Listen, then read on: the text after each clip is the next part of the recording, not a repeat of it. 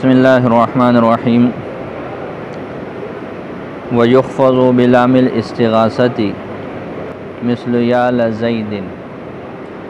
منادہ کے اعراب میں کل آپ لوگوں نے پڑھ لیا تھا کہ اگر منادہ پر لام استغاثہ داخل ہو جائے تو لام استغاثہ کے داخل ہونے کے بعد منادہ مجرور ہوتا ہے۔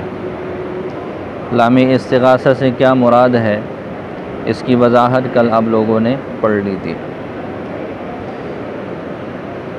وَإِنَّمَا فُتِحَتْ لِأَلَّا يَلْتَبِسَ بِالْمُسْتَغَاثِ لَهُ سے ایک اعتراض ہے اور اس کا جواب ہے۔ اعتراض سمجھنے سے پہلے یہ کچھ اصطلاحات ہیں وہ سمجھ لے تاکہ آگے سمجھنا آسان ہو۔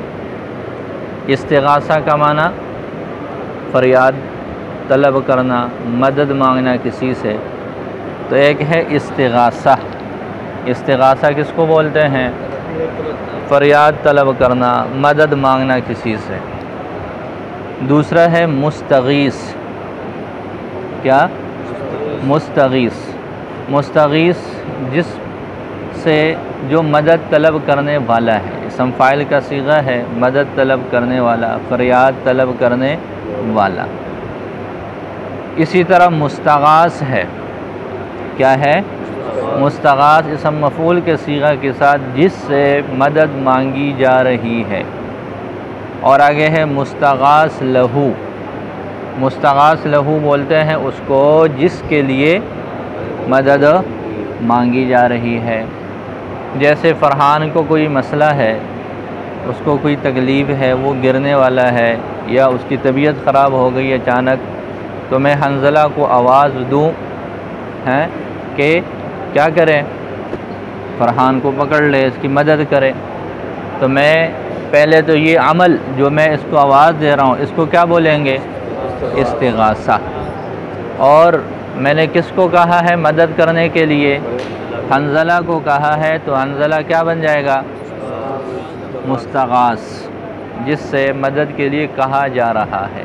اور جس کے لیے کہا جا رہا ہے وہ بن جائے گا فرحان مستغاث لہو۔ یہ بات سمجھ آ گئی؟ مستغیث کا تو کوئی ذکر نہیں ہوتا کلام میں، مستغیث کا کوئی ذکر نہیں ہوتا، وہ تو پکار رہا ہوتا ہے، وہ تکلم کر رہا ہوتا ہے۔ لہٰذا باقی دو چیزیں رہ گئی، کون کون سی؟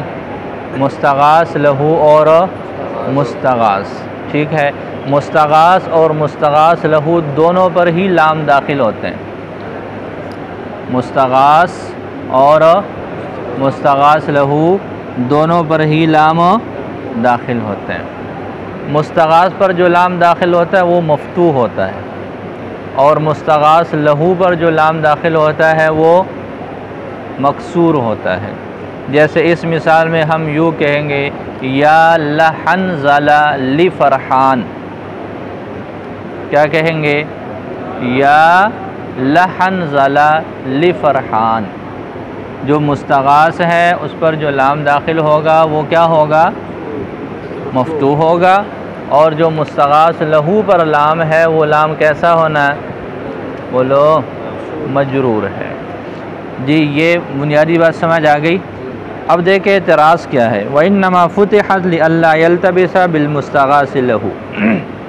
ایک اعتراض ہے، یا یوں کہہ دے دفع دخلی مقدر ہے، اور وہ یہ ہے کہ جی یہ جو لام ہے لام استغاثہ کے بارے میں کل آپ لوگوں نے پڑھ لیا کہ اصل تو یہ جارہ ہی ہے۔ لام استغاثہ اصل میں جارہ ہی ہے، اور لام جو جارہ والا ہے جب یہ اسم پر داخل ہوتا ہے تو یہ مجرور ہوتا ہے۔ جیسے ہم پڑھتے ہیں للہ، للرسول، لزید، لخالد، لبکر، للکتاب۔ یہ لام جارہ ہے، اور جب یہ اسم پر داخل ہوتا ہے تو لام کیا ہوتا ہے؟ مجرور ہوتا ہے۔ تو یہ منادہ بھی تو اسم ہے، اس پر جب لام داخل ہوا تو اس لام کو بھی مجرور ہونا چاہیے۔ یوں کہنا چاہیے یا لقوم، کیا ہونا چاہیے؟ یا لقوم، یا لحنزلہ جیسے ہم نے مثال دی ہے، تو یہ تو مجرور ہونا چاہیے، اس لیے کہ یہ اسم پر داخل ہے، اور حرف جر لام جب اسم پر داخل ہو تو یہ مجرور ہوتا ہے۔ اعتراض کی سمجھ آ گئی؟ اس کا جواب دیا شارح نے کہ آپ لوگوں نے جیسے پڑھ لیا کہ لام دو چیزوں استغاثہ میں دو چیزوں پر داخل ہوتا ہے، مستغاث پر بھی داخل ہوتا ہے اور مستغاث لہو پر بھی، دونوں موجود ہوں تو پھر تو بات واضح ہے۔ لیکن بعض مرتبہ ایسے ہوتا ہے کہ کلام میں مستغاث کو ذکر نہیں کیا جاتا، صرف مستغاث لہو کو ذکر کرتے ہیں۔ جیسے ہم نے جو مثال لی ہے، حنزلہ کو چھوڑ کر ہم یوں کہہ دیں یا لفرحان، کیا کہہ دیں؟ یا لفرحان، تو اب اگر ہم مستغاث لہو کا جو لام ہے وہ تو مجرور ہوتا ہے، ٹھیک ہے، اگر مستغاث کا لام بھی مجرور کر لے تو پھر التباس ہوگا۔ کیسے التباس ہوگا؟ کسی موقع پر آپ نے مستغاث کو ذکر نہیں کیا، صرف مستغاث لہو کو ذکر کیا، تو اب اگلا جو سننے والا ہے اس کے دل میں یہ وہم ہوگا، یہ التباس ہوگا کہ اب یہ جو لام کے بعد والا ہے یہ مستغاث ہے یا پھر مستغاث لہو ہے، اور چونکہ یہ یا کے متصل بعد ہے تو اس کو پھر کیا سمجھا جائے گا؟ اس کو مستغاث ہی سمجھا جائے گا۔ تو اس وجہ سے دونوں میں فرق کرنے کے لیے، تاکہ مستغاث اور مستغاث لہو کا درمیان میں آپس میں التباس نہ ہو، اس سے بچنے کے لیے جو مستغاث کلام ہے اس کو مفتوح بنا لیا، اور جو مستغاث لہو کلام ہے اس کو مجرور بنا لیا۔ پتہ چلا؟ بالکل واضح اور آسان سی بات ہے۔ ترجمہ دیکھ لو، وَإِنَّمَا فُتِحَتْ، بے شک اس کو فتحہ دیا گیا، لِأَلَّا يَلْتَبِسَ، تاکہ یہ ملتبس نہ ہو، بالمستغاث لہو، مستغاث لہو کے ساتھ، اذا حذف المستغاث، جب مستغاث کو کلام سے حذف کر لیا جائے، جیسے یا للمظلوم، یا للمظلوم مستغاث ہے کہ مستغاث لہو ہے؟ یہ تو مستغاث لہو ہے۔ اب یہاں پر للمظلوم آ گیا، تو جب ہم مستغاث کو ذکر نہیں کریں گے، پوری عبارت جو ہے یا لقوم للمظلوم، یا لقوم، جو لقوم ہے اس کو حذف کر لیا، للمظلوم کو ذکر کر لیا۔ اب اگر لام کا فرق نہ ہو تو یہ للمظلوم کو لوگ کیا سمجھیں گے کہ یہ مستغاث ہے، مستغاث لہو نہیں ہے۔ فَإِنَّهُ لَوْ لَمْ تُفْتَحْ لَامُ الْمُسْتَغَاثِ، اس لیے کہ بس بے شک اگر لَوْ لَمْ تُفْتَحْ، اگر فتحہ نہ دیا جائے لام المستغاث، مستغاث کو، لم یعلم، تو یہ بات معلوم نہ ہوگی، ان المظلوم فی ھذا المثال، کہ مظلوم اس مثال میں مستغاث او مستغاث لہو، وہ مستغاث ہے یا پھر مستغاث، جب دونوں کلام ہی مجرور ہوتا ہے تو پھر تو دونوں ایک جیسے ہوئے، کوئی فرق نہیں ہوگا۔ مسئلہ سمجھ آ گیا؟ اب اس پر ایک اور اعتراض ہوا کہ جی جب آپ نے فرق کرنا ہی ہے، صرف فرق کرنے کے لیے ایک جگہ پر دو لام استعمال ہوتے ہیں، آپ نے ایک کو مفتوح بنانا ہے، دوسرے کو مکسور بنانا ہے، تاکہ دونوں کا فرق واضح ہو جائے، تو آپ نے اس کے الٹ کیوں نہیں کیا؟ یہ تو ترجیح لا مرجح ہے، ایک کو فتحہ دے دیا اور ایک کو کسرہ دے دیا، تو اس کے برعکس کیوں نہیں کیا؟ ہاں، تو ایک تو ہوتا ہے الزامی جواب، ایک کیا ہوتا ہے؟ الزامی جواب۔ الزامی جواب کیا کہ جی آپ نے تو اعتراض کرنا ہی ہے۔ اگر ہم اس کے برعکس کرتے، مستغاث کے لام کو کسرہ دیتے اور مستغاث لہو کے لام کو فتحہ دیتے، پھر آپ نے کہنا تھا کہ جی ایسے کیوں کیا؟ ہاں، ہماری مرضی، اس میں آپ کا کیا تعلق ہے؟ اہل عرب کی مرضی، جیسے وہ کرنا چاہے، اس پہ کسی کو اعتراض کرنے کی، اہل عرب نے ہر چیز پر اعتراض کی گنجائش دی ہے، لیکن انہوں نے اپنی عربیت پر اعتراض کی گنجائش کسی کو نہیں دی۔ جیسے مرضی کرے، ہم جب عاجز ہو جاتے تو کہہ دیتے شاذ ہے، ہیں نادر ہے۔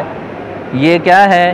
یہ وہ موقع ہے جہاں پر اہل عرب نے ہمیں عاجز کر دیا، ہیں کہ جی ہم آپ کو کوئی قاعدہ نہیں دے رہے، کوئی ضابطہ نہیں دے رہے، لیکن تم ہمارے اوپر کوئی اعتراض بھی نہیں کر سکتے۔ کس نے آج تک کوئی اعتراض کیا ہے کہ جی عام طور پر تو ایسے چل رہا ہے، انہوں نے ایسے بنا دیا، ان کو اپنی زبان پڑھنا بھی نہیں آ رہا، ہیں؟ تو ہم کیا کہتے ہیں؟ نہیں، وہ ٹھیک ہے۔ ہم کیا کہتے ہیں؟ وہ ٹھیک ہے، وہ غلط نہیں ہے، ہم ان کے اوپر اعتراض نہیں کر سکتے، ٹھیک ہے، بس یہ کیا ہے، شاذ ہے، شاید ہمیں اس بارے میں کوئی قاعدہ ابھی تک سمجھ میں نہیں آیا۔ تو انہوں نے اعتراض کا موقع دیا ہے سوائے عربیت کے کہ جی ہماری عربیت پر تم لوگ انگلی نہیں اٹھا سکتے، باقی جو مرضی کرتے رہو اور بولتے رہو۔ تو ایک تو ہو گیا الزامی جواب، ٹھیک ہے، کہ چپ کر کے مان لو، اس میں تم لوگوں کو بولنے کی کوئی ضرورت اور گنجائش نہیں۔ دوسرا جس کو تحقیقی جواب، ایک ہوتا ہے الزامی جواب اور دوسرا کیا ہوتا ہے، تحقیقی جواب۔ تحقیقی جواب یہ ہے کہ جی اصل میں دونوں میں فرق ہے، اور وہ فرق یہ ہے کہ یہ جو مستغاث ہے یہ واقع ہے منادہ کی جگہ۔ یہ تو منادہ ہے نا، مستغاث کیا ہوتا ہے، منادہ ہوتا ہے۔ کل آپ لوگوں نے منادہ کے بارے میں ایک وضاحت پڑھ لی تھی کہ جی منادہ کی پہلی قسم مبنی کیوں ہے، وہاں یہ پڑھ لیا تھا کہ اصل میں یہ منادہ کاف ضمیر کی جگہ پر واقع ہے، یا زید اصل میں کس کی جگہ پر واقع ہے، ادعوکا کی جگہ پر۔ تو یہ جو منادہ ہے یہ کاف ضمیر کی جگہ پر واقع ہے، اور اس کی وجہ سے اس منادہ پر بعض احکامات بھی جاری ہوتے ہیں، جیسے آپ لوگوں نے کل پڑھ لیا تھا کہ جی منادہ مبنی علی ما یرفع ہوتا ہے، اور بنیادی وجہ کیا ہے کہ یہ کاف کی جگہ پر واقع ہے۔ اور جب حرف جر لام ضمائر پر داخل ہو، جب حرف جر لام کیا ہو، ضمائر پر داخل ہو، تو کیسے ہوتا ہے؟ آپ لوگوں نے گردان پڑھی لکا لکما لکم لکی لکما لہو لہما لہم، لہا لہما لہن۔ تو جب لام جارہ کا ضمائر پر داخل ہو تو وہ کیا ہوتا ہے، بولو، مفتوح ہوتا ہے، اور جب اسماء پر داخل ہو جائے تو وہ کیا ہوتا ہے۔ تو اصل میں جو مستغاث ہے یہ واقع ہے مبتدا کی جگہ پر، اور مبتدا یہ منادہ کی جگہ پر واقع ہے، اور منادہ کس کی جگہ پر واقع ہے، کاف ضمیر کی جگہ پر واقع ہے۔ تو جیسے کاف ضمیر کی جگہ پر واقع ہونے کی وجہ سے اور احکامات بھی جاری ہوتے ہیں، ان احکامات میں سے ایک حکم یہ بھی ہے کہ اس مستغاث پر جو لام داخل ہوگا وہ مجرور نہیں ہوگا بلکہ کیا ہوگا، مفتوح ہوگا۔ باقی رہ گئی بات مستغاث لہو کی، تو مستغاث لہو تو کسی ضمیر کی جگہ پر نہیں ہے نا، کہ ہے وہاں کوئی اس طرح کا کوئی چکر نہیں ہے۔ اس وجہ سے یہ دونوں کا فرق وہ اس انداز سے کیا کہ جو مستغاث کا جو لام ہے اس کو مفتوح بنا دیا، اور مستغاث لہو کا جو لام ہے اس کو مجرور بنا دیا۔ دیکھو وَلَمْ يُعْكَسِ الْأَمْرُ، اور اس معاملے کا عکس نہیں ہے، اس کا الٹ نہیں ہے، لِأَنَّ الْمُنَادَى الْمُسْتَغَاثَ، اس لیے کہ منادہ مستغاث واقع موقع کاف الضمیر، یہ کاف ضمیر کی جگہ پر واقع ہے، التی تفتح لام الجر معها، جس کے ساتھ لام جر کو فتحہ دیا جاتا ہے، نحو لکا، جیسے اس کی مثال کیا ہے، اب اس کا ترجمہ آپ لوگوں نے یوں نہیں کہنا جیسے تمہارے لیے، نحو لکا جیسے تم، یہ بار بار اس وجہ سے کہہ رہا ہوں، بات ایک مرتبہ کہی جائے تو وہ کافی ہو جاتی ہے، لیکن آپ لوگوں کی سمجھ میں ذرا دیر سے بات آتی ہے، اس وجہ سے بار بار سمجھا رہا ہوں کہ مثال کا ترجمہ کریں گے تو آپ کا سارا ترجمہ غلط ہو جائے گا، آپ کا سارا ترجمہ ضائع ہو جائے گا۔ بے شک آپ نے پیچھے بڑا اچھا ترجمہ کیا، اور بعض لڑکے ایسے ہیں کہ انہوں نے بڑا اچھا ترجمہ کیا ہے، وہ مثال میں انہوں نے یہ گڑبڑ کی ہے، تو جب مثال میں گڑبڑ ہوگی تو پھر پورے نمبر تو آپ کو کوئی بھی نہیں دے گا، ایسا کیا تو یہ جرم ہے۔ ہاں، آپ کو ترجمہ کرنے کا طریقہ نہیں آتا تو پھر آپ کے نمبر کاٹے جائیں گے، چاہے آپ مدرسے کے امتحان دے، اسکول کے امتحان دے، یونیورسٹی کے دے، بورڈ کے دے، جہاں کے مرضی دے، اصول یہی ہے کہ مثال وہ مثال کی حیثیت سے وہ اسی وقت تک ہے جب تک وہ اپنی اصلی حالت پر حکایت کی شکل میں موجود ہو، جب ہم اس کو حکایت کی شکل سے ہٹا دیں پھر وہ مثال کی حیثیت سے اس کا وجود باقی نہیں رہتا۔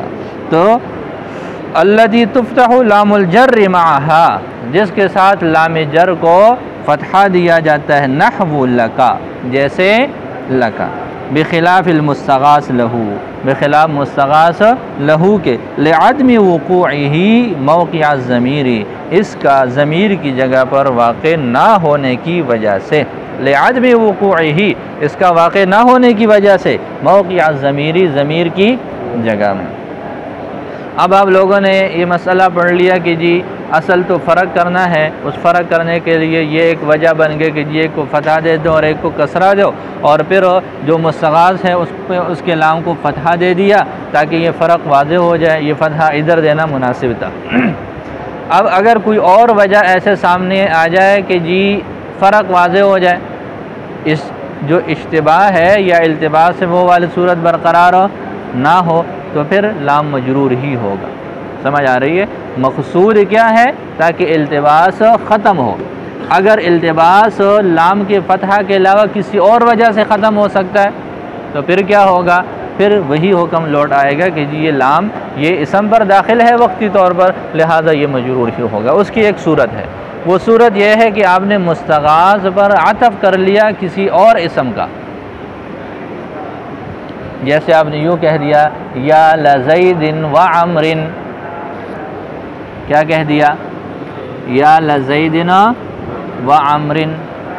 یہ دیکھیں یہاں پر یا لزید ولی عمر، لام کے اعادہ کے ساتھ کر لو، یا لزید ولی عمر۔ آپ نے عمر کا عطف کیا کس پر ہو؟ درمیان میں حرف عطف لے کر آئے ہیں نا۔ حرف عطف کا مطلب کیا ہے کہ یہ جو بعد والا ہے اس کا تعلق یہ پہلے والے کے ساتھ متعین ہے۔ عطف جہاں پر آ جائے وہاں مستقل چیز تو بنا نہیں سکتے، کہ بنا سکتے ہیں؟ آپ کہتے ہیں جاء زید و عمر، آپ اس کو یوں کہتے ہیں جاء زید و عمرا، یا یوں کہتے ضرب زید و عمرا، یہ مثال ٹھیک ہے، پہلے والی درست نہیں۔ ضرب زید و عمر ہے نا اصل میں، آپ اس کو کیا کہتے ہیں؟ ضرب زید و عمرا، کہ یہ فاعل تو آ گیا واو سے پہلے، تو واو کے ماں بعد کو ہم کیا بنا لیتے ہیں؟ مفعول۔ ایسے بنا سکتے ہیں؟ نہیں بنا سکتے۔ کیوں نہیں بنا سکتے؟ اس لیے کہ واو نے آ کر اس بات کو متعین کر لیا کہ یہ جو واو کا ماں بعد ہے اس کا تعلق پہلے والے کے ساتھ یقینی ہے، لہذا جب ہم مستغاث پر عطف کریں کسی چیز کے ذریعے سے تو ماں بعد کا مستغاث کے متعلق ہونا یقینی ہو جائے گا نا، تب اس کا مستغاث لہو کے ساتھ التباس ہو سکتا ہے؟ بولو نہیں ہو سکتا۔ جیسے ضرب زید و عمر میں عمر کا التباس مفعول بھی کے ساتھ نہیں ہو سکتا، اسی طرح آپ یوں کہہ دیں یا لزید ولی عمر، یہ جو عمر ہے اس کا زید کے ساتھ تعلق یقینی ہے، اب اس کا مستغاث لہو کے ساتھ کوئی التباس ہو تو التباس کا جو خوف تھا وہ یقینی طور پر ختم ہو گیا۔ جب ختم ہو گیا تو پھر لام اسی اپنی پرانی شکل پہ آ جائے گا۔ لام کی اصلی شکل یہاں پر کیا ہے کہ جی لام اسم پر داخل ہے تو اس کو مجرور ہونا چاہیے، اس وجہ سے ہم یوں کہیں گے یا لزید ولی عمر، ولی عمر اب نہیں کہیں گے، کیا کہیں گے؟ ولی عمر، ٹھیک ہے؟ تو عطف کی ایک صورت یہ ہے کہ حرف یا صرف معطوف پر داخل ہو، معطوف علیہ پر داخل ہو، معطوف پر داخل ہو، جیسے یوں ہو یا لزید ولی عمر۔ لیکن اگر بالفرض معطوف میں اور معطوف علیہ میں دونوں جگہ پر یا آ جائے، جیسے یوں کہیں آپ یا لزید و یا لعمر، اب لعمر کہنا ٹھیک نہیں ہوگا، اب کیا کہیں گے؟ لعمر کہیں گے، پھر مستقل اس کو منادہ مستغاث والا حکم داخل ہو جائے گا اور یہ جو ہے اب عطف والا معاملہ اب نہیں رہے گا۔ طلحہ کو آج نیند آ رہی ہے؟ دیکھو فَإِنْ عَطَفْتَ عَلَى الْمُسْتَغَاثِ بِغَيْرِ يَا، اگر آپ نے عطف کر لیا مستغاث پر ہو، کیسے؟ بغیر یا کے، نحو یا لزید ولی عمر، جیسے یہ مثال ہے کسرت لام المعطوفی، تو معطوف کی لام کو آپ کسرہ دیں گے، لأن الفرق بینہ و بین المستغاث لہو، اس لیے کہ فرق اس کے درمیان اور مستغاث لہو کے درمیان حاصل ہے بعطفہ علی المستغاث، مستغاث پر عطف کرنے کی وجہ سے، لہذا اب التباس والی صورت باقی نہ رہی۔ وَإِنْ عَطَفْتَ مَعَ یا، اب دوسری صورت یہ ہے کہ معطوف اور معطوف علیہ دونوں میں ہی یا ہو مستقل، تو فرماتے ہیں فَلَا بُدَّ مِنْ فَتْحِ لام المعطوف ایضاً، تو پھر معطوف کے لام کا فتحہ بھی ضروری ہے، جیسے ہم یوں کہیں گے یا لزید و یا لعمر، پھر یوں کہیں گے۔ بات سمجھ آ گئی؟ بولیں بالکل آسان سا سبق ہے آج کا۔ وَإِنَّمَا أُعْرِبَ الْمُنَادَى بَعْدَ دُخُولِ لَامِ الْاِسْتِغَاثَةِ سے ایک اور اعتراض ہے، اعتراض یہ ہے کہ جی آپ لوگوں نے منادہ کی پہلی قسم پڑھ لی کہ وہاں پر منادہ مبنی ہوتا ہے. مبنی کیوں ہوتا ہے؟ مبنی کیوں ہوتا ہے؟ کاف کی جگہ پر واقع ہے. ٹھیک ہے، یہی ہے نا. منادہ پہلی صورت میں مبنی ہوتا ہے. مبنی کیوں ہے؟ کاف کی جگہ پر واقع ہے. کاف جو ہے وہ مبنی ہے، وہ کاف حرف خطابی کی طرح ہے، تو بہرحال منادہ مبنی ہوا اس لیے کہ وہ مبنی کی جگہ پر واقع ہے. تو اعتراض یہ ہے کہ جیسے یا زیدوں میں زید وہ مبنی کی جگہ پر کاف کی جگہ پر واقع ہے، اسی طرح تو یا لزیدن بھی کاف کی جگہ پر واقع ہے. اب لزیدن میں صرف لام کے آنے کی وجہ سے منادہ کی حیثیت تو تبدیل نہیں ہوتی نا. جیسے پہلے وہ کاف کی جگہ ہے، اب بھی وہ کاف کی جگہ پر ہے کہ شادی سے پہلے بندہ کچھ اور ہوتا ہے، شادی کے بعد کچھ اور ہو جاتا ہے. کوئی فرق پڑتا ہے؟ تجربہ نہیں ہے، اس وجہ سے آپ کہہ رہے ہیں. ہاں، عثمان بیچارے سے پوچھیں. تو یہ کیا ہے؟ شادی سے پہلے کچھ اور سٹیٹس ہوتا ہے، شادی کے بعد بندہ کچھ اور طرح کا بن جاتا ہے، لیکن بندہ بندہ ہی رہتا ہے، بندی نہیں بن جاتا. ایسے ہی ہے نا؟ ہیں کیا کہہ رہا ہے صدیق؟ ہیں تو صرف لام ہی تو آیا، صرف شادی ہوئی ہے اس کی لام کے ساتھ منادہ کی، ہاں، اس کی وجہ سے اس کے جنس پر تو کوئی اثر نہیں پڑا. تو جیسے لام سے پہلے یہ منادہ کاف کی جگہ پر واقع تھا اور اس کی وجہ سے یہ مبنی بنا، اسی طرح لام کے بعد بھی تو یہ کاف کی جگہ پر واقع ہے. تو اس کو مبنی کیوں نہیں بنایا؟ اس کو مبنی کیوں نہیں بنایا؟ کیا اس کا قصور ہے کہ جب یہ شادی شدہ ہو گیا تو اس کی وجہ سے آپ نے اس کو اس خاص حکم سے نکال دیا؟ تو اس کا جواب یہ دیتے ہیں کہ جی ہم نے منادہ کو مبنی بنایا. کیوں بنایا؟ اس لیے کہ اس کی مشابہت ہے کاف کے ساتھ. اس کی مشابہت ہے کس کے ساتھ؟ کاف کے ساتھ. لیکن اب اس پر لام داخل ہو گیا. اب اس پر کیا ہو گیا؟ لام داخل ہو گیا، اور لام یہ حروف جارہ میں سے ایک حرف جر ہے. لام حروف جارہ میں سے کیا ہے؟ ایک حرف جر ہے. اور جر کا آنا کس کا خاصہ ہے؟ جر کا آنا کس کا خاصہ ہے؟ اسم کا خاصہ ہے. تو وہاں پر کاف جو حرف خطاب ہے یا کاف اسمی ہے، اس کے ساتھ محض مشابہت ہے. وہ مشابہت حرف کے ساتھ جا کے ملتی ہے، تو گویا کہ محض اس منادہ میں حرف کے ساتھ محض مشابہت ہے. اور یہاں پر جب لام آ گیا تو لام اسم کا خاصہ ہو گیا. اس خاصہ کے آنے کی وجہ سے کیا ہو گیا؟ اس میں اسمیت والی جہت غالب آ گئی. اس میں اسمیت والی جہت کیا ہو گئی ہے؟ غالب آ گئی ہے. لہذا اسلام کی آنے کی وجہ سے جو مشابہت تھی کاف حرف خطاب کے ساتھ، اس مشابہت میں بہت زیادہ کمزوری آ گئی. بہت زیادہ کیا ہو گئی؟ ایک طرف محض مشابہت ہے، ایک طرف ایک چیز بذات خود داخل ہے. تو کاف حرف خطاب کے ساتھ یا زیدوں میں زید کو صرف مشابہت ہے، لیکن اسی زید پر جب ہم لام کو داخل کر لیں تو لام کا ایک اتنا بڑا خاصہ جو ہے اب اس کے اوپر، اسم کا اس کے اوپر داخل ہو گیا. اس خاصہ کے داخل ہونے کی وجہ سے وہ مشابہت جیسے پہلے قوت میں تھی، اب اس کی وہ قوت برقرار نہ رہی، وہ کمزور ہو گئی. اب اسمیت کا غلبہ آ گیا اس پر، اس وجہ سے اس کا حکم اب تبدیل ہو جائے گا کہ پہلے مبنی تھا، اب یہ مبنی نہ رہا بلکہ کیا ہوگا؟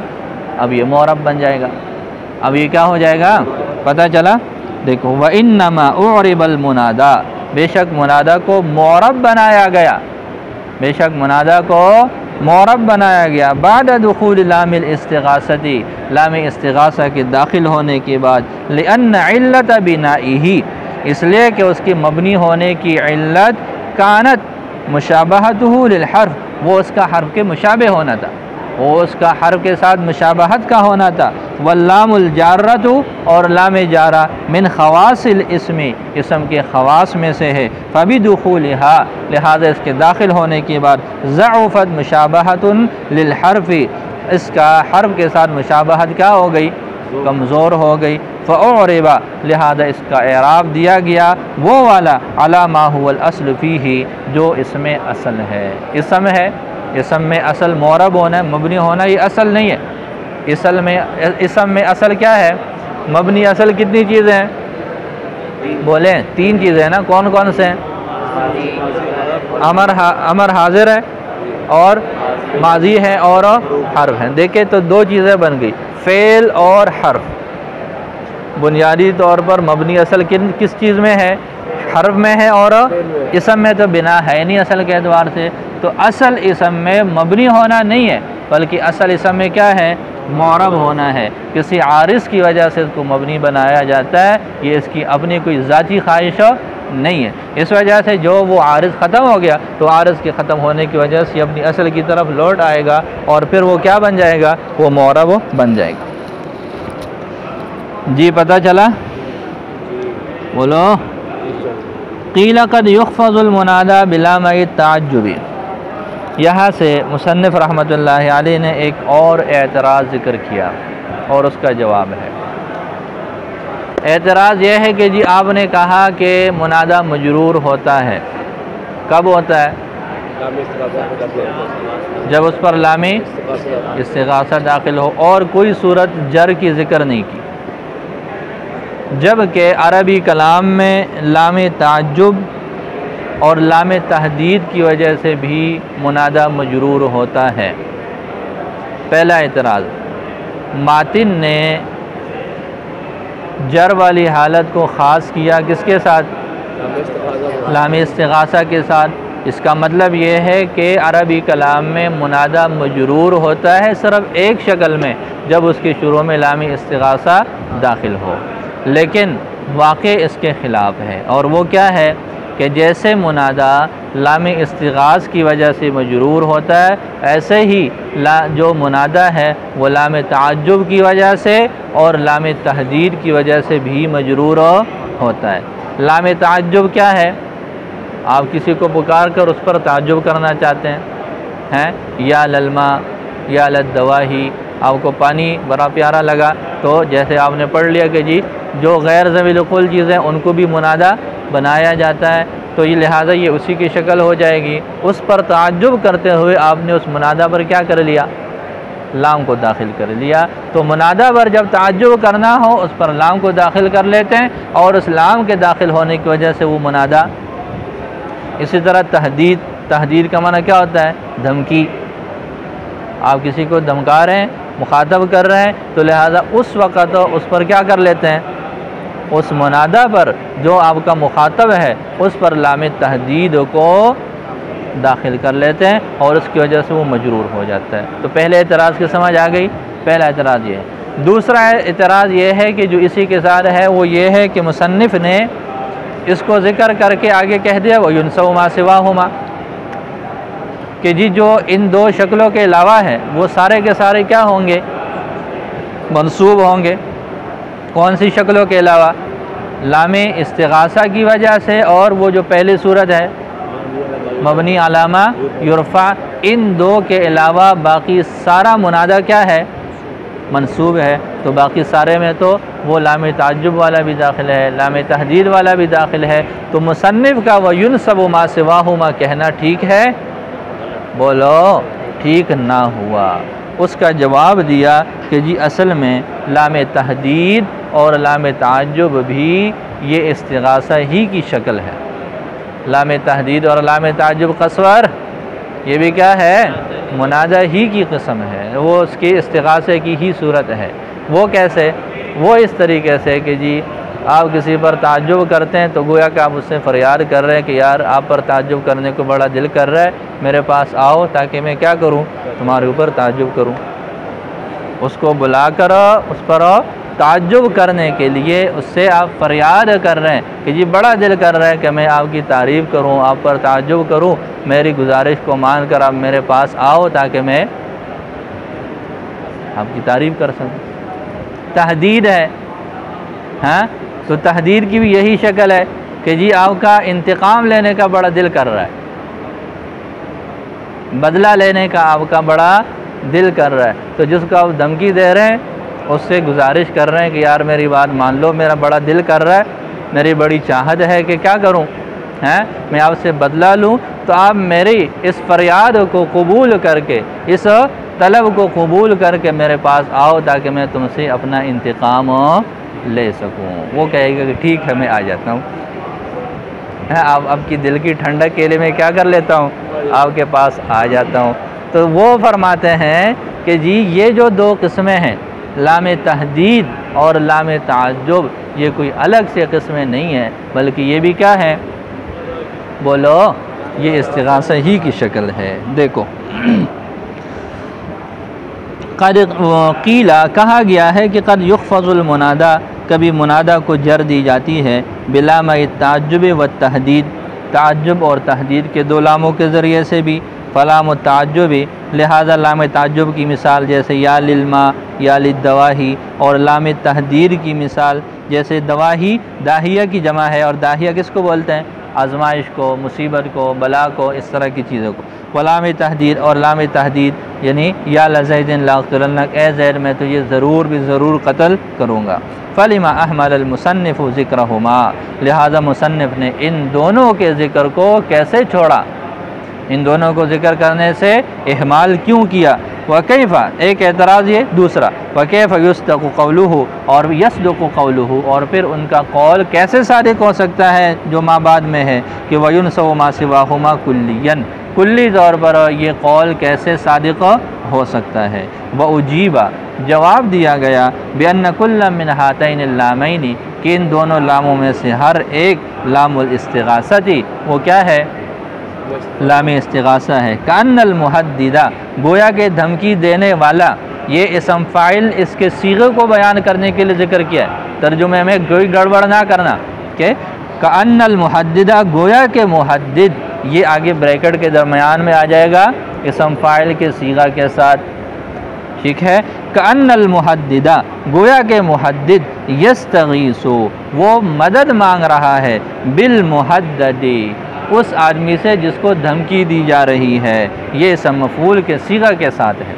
یہ اس انداز سے اس کو آپ نے لکھنا ہے، لیحذر، تاکہ وہ محدد یعنی جس کو دھمکی دی جا رہی ہے، جیسے اس مثال میں آپ نے کہا یا لزید لاقتلنک، تو زید کو دھمکی دی جا رہی ہے، تو زید سے استغاثہ ہو رہا ہے، لیحذر، تاکہ وہ حاضر ہو جائے، فینتقم منہ، پھر یہ اس سے انتقام لے لے، ویستریح، اور یہ راحت پا سکے، من علم خصومتہ، اس کے لڑائی کی تکلیف سے، اس کی خصومت کی، وکأن المتعجب، اور گویا کہ جو متعجب ہے، تعجب کرنے والا ہے، یستغیث، وہ مدد مانگ رہا ہے، بالمتعجب منہ، متعجب منہ سے، لیحضر، تاکہ وہ حاضر ہو جائے، فیقضی منہ التعجب، لہذا وہ کیا کر لے؟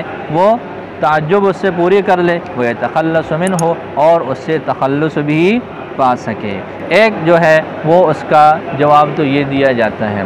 باقی جو تعجب والی صورت ہے، تعجب والی صورت کا ایک اور بھی جو ہے وہ جواب دیا جاتا ہے، اور وہ یہ ہے کہ اصل میں جو منادہ ہے وہ یہاں پر محذوف ہے۔ تعجب والی صورت کا ایک اور جواب وہ کیا کہتے ہیں، جیسے یا للمائی یا للدواہی ہے، وہ فرماتے ہیں کہ اصل منادہ یہاں پر محذوف ہے۔ پوری عبارت یوں ہو جائے گی، یا قوم، کیا ہو جائے گی عبارت؟ یا قوم، یا یوں کہہ دے یا ہؤلاء اعجبوا للماء یا اعجبوا للدواہی، اعجبوا للماء اور اعجبوا للدواہی۔ بات سمجھ آ گئی؟ یہ جو لام تعجب ہے، مذہب کی سمجھ آ گئی نا؟ وہ کیا فرماتے ہیں کہ جی ایک اور جواب اس کا یہ ہے کہ یہ منادہ نہیں ہے جس پر لام تعجب داخل ہے، بلکہ اصل منادہ یہاں پر محذوف ہے، اور یوں ہے یا قوم، پھر آگے لام استغاثہ کا ہو جائے گا، ہاں، یا قوم اعجبوا للماء یا للماء۔ یہ جو لام تعجب ہے، لام تعجب مفتوح بھی ہو سکتا ہے، مکسور بھی ہو سکتا ہے۔ لام تعجب مفتوح بھی ہو سکتا ہے اور مکسور بھی ہو سکتا ہے۔ اب جب ہم منادہ کو محذوف مان لیں، جب ہم منادہ کو اور آگے ہم لام کو داخل کرتے ہیں تو یہ لام استغاثہ کی شکل ہو جائے گی۔ آپ لوگوں نے اس سے پہلے ایک مسئلہ پڑھ لیا ابھی کہ جی لام دو چیزوں پر داخل ہوتا ہے، مستغاث پر بھی داخل ہوتا ہے اور مستغاث لہو پر بھی داخل ہوتا ہے۔ جو مستغاث ہے وہ مبتدا ہے اور اس کا لام کیا ہوتا ہے؟ مفتوح ہوتا ہے۔ جو مستغاث لہو ہے، جو منادہ کے بعد ہوگا، اس کا لام کیا ہوگا؟ مجرور ہوگا۔ آپ لوگوں نے پڑھ لیا کہ لام تعجب مفتوح بھی ہو سکتا ہے، اور اب جب ہم یوں کہہ رہے یا قوم، تو قوم کس کی جگہ پر آ گیا؟ مستغاث کی جگہ پر آ گیا۔ آگے جو ہوگا وہ کس کی جگہ پر ہے؟ مستغاث لہو پر۔ اور مستغاث لہو کا لام کیسے ہوتا ہے؟ مجرور ہوتا ہے۔ تو جب ہم لام تعجب کو جر دے دے پھر تو بات سمجھ میں آتی ہے کہ ٹھیک ہے، کوئی مسئلہ نہیں ہے، اس لیے کہ یہ مستغاث لہو ہے اور اس پر لام کو داخل کیا گیا، اس کی جگہ پر ہے۔ لیکن اگر بالفرض ہم لام کو مفتوح بنا لیں اور یوں کہہ دیں یا قوم للما یا قوم للدواہی، تو یہ عبارت ٹھیک ہو جائے گی؟ بولو ٹھیک نہیں ہوگی۔ کیوں ٹھیک نہیں ہوگی؟ کہ یہاں کا جو لام ہے وہ تو لام مجرور ہونا چاہیے، اور یہ کیا ہے؟ یہ مفتوح ہے۔ تو یہ فرماتے ہیں کہ جی یہ ایک مشکل پیش آ سکتی ہے اس جواب میں۔ دیکھیں وَلَا يَخْفَى عَلَيْكَ، اور آپ پر یہ بات بھی کوئی مخفی نہیں ہے، أَنَّ الْقَوْلَ بِحَذْفِ الْمُنَادَى عَلَى تَقْدِيرِ كَسْرِ اللام، کہ منادہ کو حذف کرنے کی بات لام کے کسرہ کی تقدیر کے ساتھ تو ظاہر ہے۔ لام کے کسرہ کی تقدیر کے ساتھ تو کیا ہے کہ جی منادہ پر جو لام تھا وہ چلو ذکر نہیں کیا، لیکن آگے جو مستغاث لہو کا لام ہے وہ مکسور ہے، بات ٹھیک ہے، کوئی مسئلہ نہیں ہے۔ وَأَمَّا عَلَى تَقْدِيرِ فَتْحِهَا، بہرحال اس کو فتحہ دینے کی تقدیر کے ساتھ فمشکل، تو یہ کیا ہے؟ اس میں ایک مشکل ہے، لانتفائی، اس چیز کے منتفی ہونے کی وجہ سے، ما یقتضی فتحہا حینئذ، جو اس وقت اس کے فتح کا تقاضا کر رہا ہے، کما ہوا ظاہر مما سبق، جیسا کہ ہم یہ بات ظاہر کر چکے ہیں، جیسے کہ ما قبل سے بات ظاہر ہے۔ سمجھ آ گئی کہ جی یہاں فتحہ کا تو کوئی تقاضا ہی نہیں ہے، یہ تو مستغاث لہو ہے اور اس کا لام کیا ہوتا ہے؟ وہ تو مجرور ہوتا ہے، تو اس کا مفتوح ہونا اس میں مسئلہ ہے۔